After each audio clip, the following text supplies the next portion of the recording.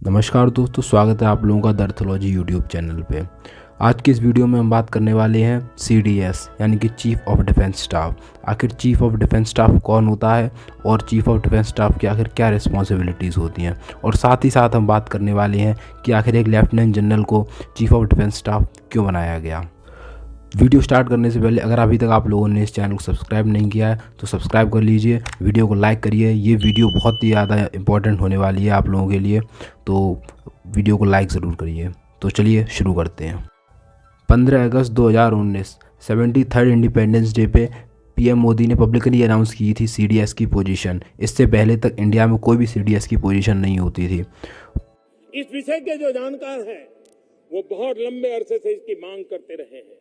आज हमने निर्णय किया है कि अब हम chief of defence staff CDS इसकी व्यवस्था करेंगे और इस पद के गठन के बाद तीनों सेनाओं के शीर्षस्थ स्तर पर एक प्रभावी नेतृत्व मिलेगा। हिंदुस्तान के सामरिक दुनिया की गति में ये सीडीएस एक बहुत अहम और रिफॉर्म करने का जो हमारा सपना है उसके लिए बल देने वाला काम है। Kargil review committee officially suggest करती है सीडीएस की पोजीशन के लिए। उसी के बाद 15 अगस्त 2019 को पीएम नरेंद्र मोदी अनाउंस करते हैं। उसके बाद दिसंबर 2019 में सीडीएस की पोजीशन पे जनरल बिपिन रावत को बिठा दिया जाता है।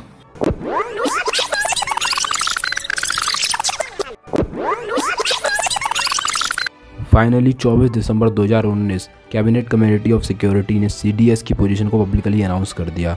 उसके बाद आखिर हम लोगों को ये जानना पड़ेगा कि सीडीएस की पोजीशन आखिर कहाँ स्टैंड करती है। ये एक 4 स्टार जनरल पोजीशन है। ये एक ट्राई सर्विसेज चीफ यानी कि चीफ ऑफ ट्राई सर्विसेज हैं और डिपार्टमेंट ऑफ मिलिट्री अफेयर्स के सेक्रेटरी हैं। पर अब सवाल यहाँ आता है कि सेक्रेटरी की पोजीशन कोई भी एक गवर्नमेंट एम्प्लॉय कैसे हेड कर सकता है। तो उसके लिए आप लोगों को मिनिस्ट्री ऑफ डिफेंस का प्रोसीजर समझना पड़ेगा।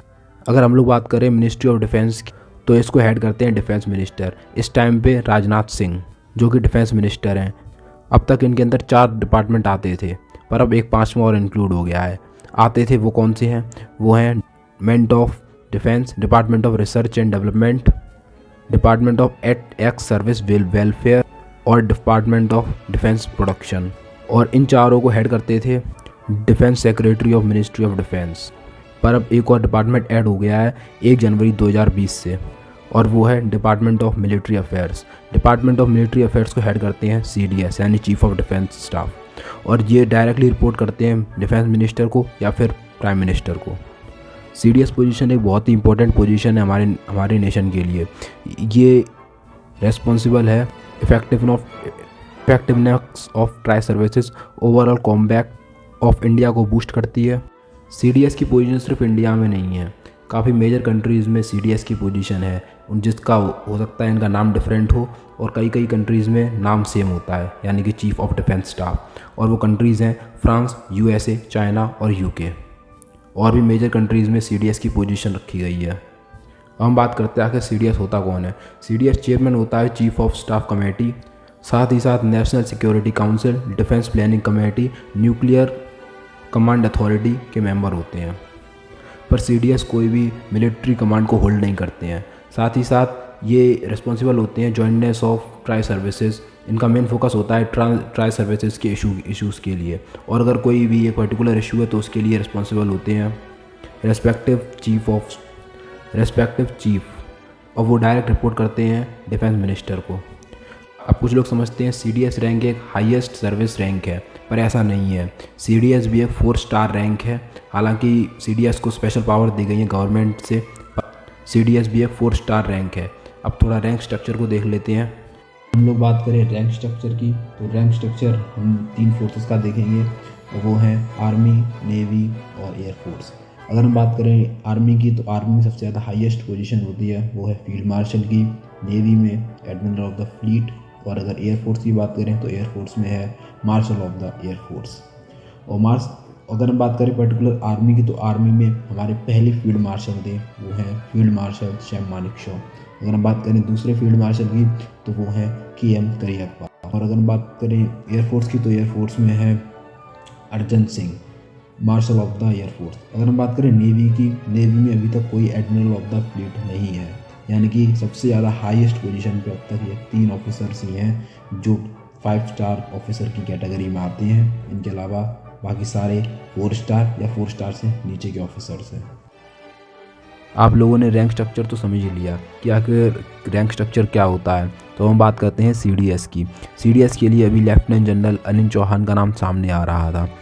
तो हम बात करते हैं अनिल चौहान का ही नाम क्यों सामने आ रहा था। अगर हम अनिल चौहान की हिस्ट्री के बारे में बात करें तो 2021 मई में उन्होंने रिटायरमेंट ली थी और उन्होंने रिटायरमेंट के बाद बहुत ही क्लोजली काम किया है अजीत डोभाल के साथ in national security and strategical matters. Lieutenant general की पोस्ट एक 3 स्टार ऑफिसर की पोस्ट है। अब हम बात करते हैं आखिर 3 स्टार ऑफिसर को एक इतनी बड़ी सीडीएस की पोजीशन कैसे दे दी गई। तो इसके लिए गवर्नमेंट ने चेंज किया है। जून में गवर्नमेंट ने अमेंडमेंट की है, जिसके बाद से कोई भी 3 स्टार ऑफिसर भी सीडीएस के लिए एलिजिबल हो सकता है। और इसलिए गवर्नमेंट ने में army rule 1954, the Naval ceremonial conditional of service and miscellaneous regulation act 1963 और द एयरफोर्स रेगुलेशन 1964 को अमेंडमेंट किया है।